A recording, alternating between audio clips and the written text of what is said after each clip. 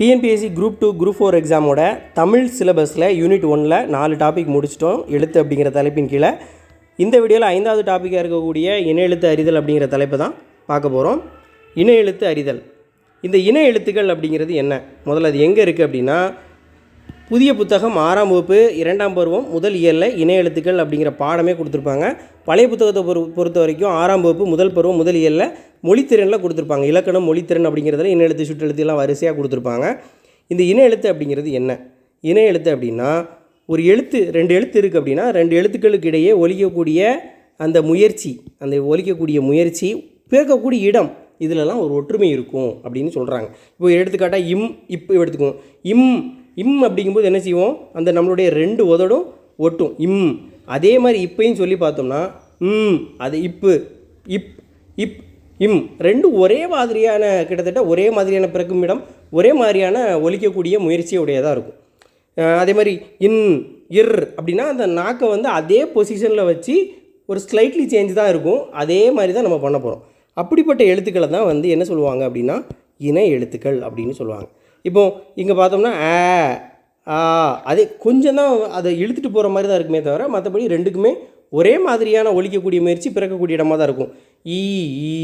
அதே ஒரே மாதிரி அந்த நாக்கு அப்படியே தான் வச்சுருப்போம். அந்த ப்ரொனன்சியேஷன் மட்டும் லைட்டாக சேஞ்ச் ஆகும். அப்படிப்பட்ட எழுத்துக்களை தான் நம்ம இன எழுத்துக்கள் அப்படின்னு சொல்கிறோம். இன எழுத்துக்களுக்கு இன்னொரு பேர் இருக்குது, அதை கூட கேட்கலாம், நட்பு எழுத்துக்கள். அதுதான் அதோடைய பெயர். இப்போது தமிழில் இருக்கக்கூடிய எழுத்துக்கள் என்ன? உயிர் எழுத்து 12, மெய் எழுத்து 18, ஆயுத எழுத்து 1.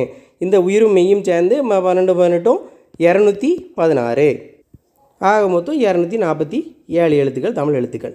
சரி, இப்போ இந்த உயிரெழுத்தை பொறுத்த வரைக்கும் உயிரெழுத்து எல்லா இடத்துலையும் வராது. செய்யுள்ள அளபடை அப்படின்னு ஒன்று வரும். செய்யுளுடைய ஓசை இனிமைக்காக ஓசை குறையும் போது, இப்படி பலவித காரணங்களுக்காக பெயர்ச்சொல் வினைச்சொல்லாக மாறும்போது, இந்த மாதிரி காரணங்களுக்காக குறில் நெடிலாக அளபெடுக்கும். அதைத்தான் நம்ம என்ன சொல்கிறோம், அதை தான் இன எழுத்து, அந்த இடத்துல இன எழுத்துக்கள் தான் வரும் அப்படின்னு நம்ம சொல்கிறோம். ஏன்னா இங்கே தமிழில் 5 குறில் இருக்குது. 5 எழுத்துக்கள் குறில் எழுத்துக்கள், 7 எழுத்துக்கள் நெடில் எழுத்துக்கள்.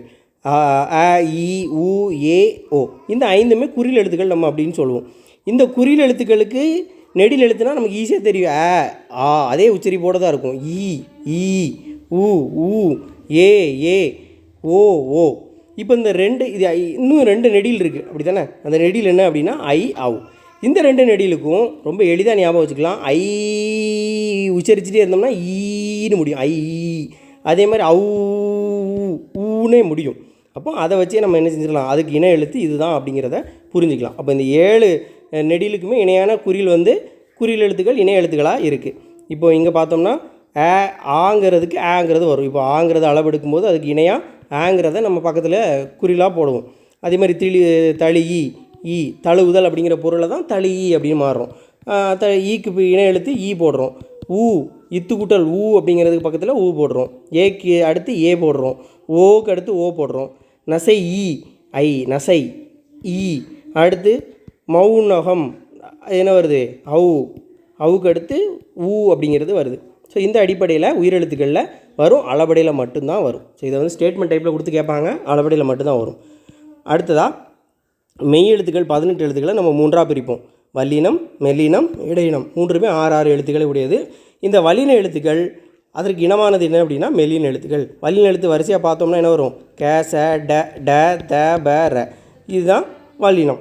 அதுக்கு இணையாக இருக்கக்கூடிய ஞ ந ந ம ந, அது மிகும். இப்போ வரிசையாக எழுதும்போது கூட அகர முதல் என்னச்சுவோம், கசட தபர. இடையில என்ன வரும், ஞன நமன. இந்த 2ம் கடைசி வரும். இதுக்கு இடையில என்ன வரும், எரலை வளலை அப்படிங்கிறது வரும். இதுதான் இடையினம்.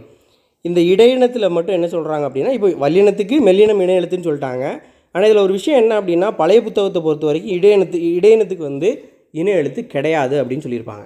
ஆனால் புது 6ஆம் வகுப்பு புத்தகத்தில் பார்த்தோம் அப்படின்னா என்ன சொல்லியிருப்பாங்க அப்படின்னா, புது 6ஆம் வகுப்பில் 3ஆம் வகுப்பு புத்தகம், 3ஆம் வகுப்பு புத்தகத்தில் பார்த்தீங்கன்னா இதில் இணை எழுத்து கிடையாது அப்படின்னு சொல்லியிருப்பாங்க. ஆனால் புது புக்கில் பொறுத்த வரைக்கும் 6th என்ன சொல்லியிருக்காங்க அப்படின்னா ஒரே இனம் அப்படின்னு சொல்லியிருக்காங்க. இந்த எழுத்துக்கள் ஒவ்வொன்றும் ஒரே இனத்தை சார்ந்தது, தனியாக இன எழுத்துன்னு கிடையாது, ஆனால் ஒரே இனம் அப்படின்னு கொடுத்துருப்பாங்க.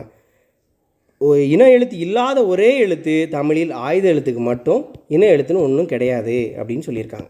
அப்போது வல்லினத்துக்கு மெல்லினம் இன எழுத்து, குறிலுக்கு நெடில் இன எழுத்து, இடையினம் வந்து ஒரே இனம், அவ்வளோதான் ஞாபகம் வச்சுக்கணும். இடையினம் வந்து ஒரே இனம். இந்த ஆயுத எழுத்துக்கு வந்து இன எழுத்து கிடையாது, இன எழுத்து கிடையாது அப்படிங்கிறத ஞாபகம் வச்சுக்கணும். இது புது புக் அடிப்படையில் இருக்கக்கூடிய தகவல்கள். இப்போ ப்ரீவியஸ் இயர் கொஷினில் கேட்டதை பார்க்கலாம். இப்போ ரீசெண்டாக நடந்த இந்த சிலபஸ் வந்ததுக்கப்புறம் நடந்த அந்த 3 எக்ஸாமில் உள்ள கொஷின்ஸ். முதல்ல என்ன கொடுத்துருக்காங்க, கூற்று காரணமில் தான் கேட்டிருக்காங்க.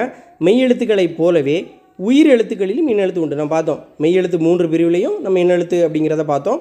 அடுத்து உயிர் எழுத்துக்கள்லையும் பார்த்தோம். அளபடையில் மட்டும் உண்டு.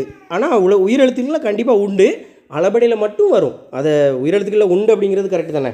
ஸோ அப்போ கூற்று சரி. காரணம் என்ன சொல்கிறாங்க, உயிரெழுத்துக்களில் குறிலுக்கு நெடில் எழுத்தும், நெடிலுக்கு குறில் எழுத்தும். அதுதான் இதுக்கு அது இனம்னா அதுக்கு இது இனம் தானே, ரெண்டும் இன எழுத்துக்கள் அப்படின்னு சொல்லியிருக்காங்க. அப்போ கூற்றும் சரி, காரணமும் சரி. இப்போ இதில் கொடுத்துருக்காங்க, இதில் என்ன இன எழுத்துங்கிறதே கேட்கல, பொருந்தா இணைன்னு கேட்டிருக்காங்க. இன எழுத்து அப்படிங்கிறத மென்ஷன் பண்ணவே இல்லை. ஆனால் இதை நம்ம பார்த்தாலே புரிஞ்சுக்கலாம். ஏவுடைய குறில் எழுத்து ஏ, இன எழுத்து. கசட தபர சேட தபர நமன. அப்போது அந்த இத்துக்கு அடுத்து இந்து அப்படிங்கிறது வரும். இத்துக்கு அடுத்து இந்துங்கிறது வரும். நம்ம ஏற்கனவே பார்த்துருப்போம். இத்துக்கு இந்து, சந்தனம் அப்படிங்கிறது வருதா. அடுத்து இன், கடைசி முடியக்கூடியது இந்த இதுதான். கசட தபர இங்கே ஞெங்கன நமன, இன் அப்படிங்கிறது வரும். தென்றல். அப்போது இதுவும் ரைட்டு தான், இதுவும் ரைட்டு தான், இது ரைட்டு தான்.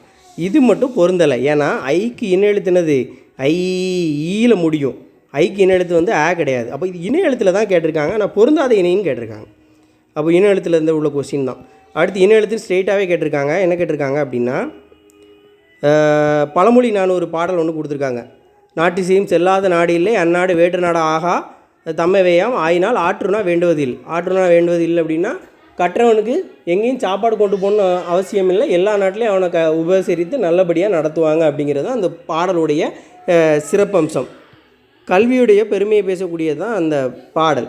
கேள்வி என்ன அப்படின்னா, இதில் இன எழுத்து இடம்பெற்ற சொல்லியது அப்படின்னு கேட்டிருக்காங்க. இப்போது இதில் நாடு இல்லைன்னு கொடுத்துருக்கான்.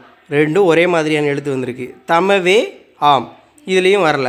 ஆற்றுனா இது வந்து தன்னிலை மெய்மயக்கம் அப்படிம்பாங்க. இதை வேற்றுநிலை மெய்மயக்கம் ரெண்டுலேயுமே வந்திருக்கு. அப்போ இது வந்து தன்னிலை மெய்மயக்கம் அப்படின்னு சொல்லுவாங்க.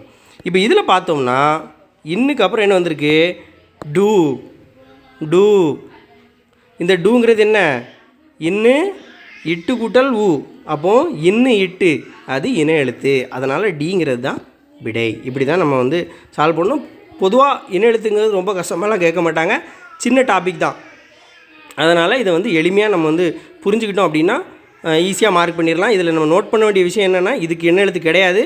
இந்த ஐக்கும் அவுக்கும் எது வரும், அடுத்து இடையினம்ங்கிறது ஒரே இனம் அப்படிங்கிறதையும் புரிஞ்சுக்கணும். ஸோ அடுத்த டாப்பிக்கில் பார்க்கலாம். நன்றி.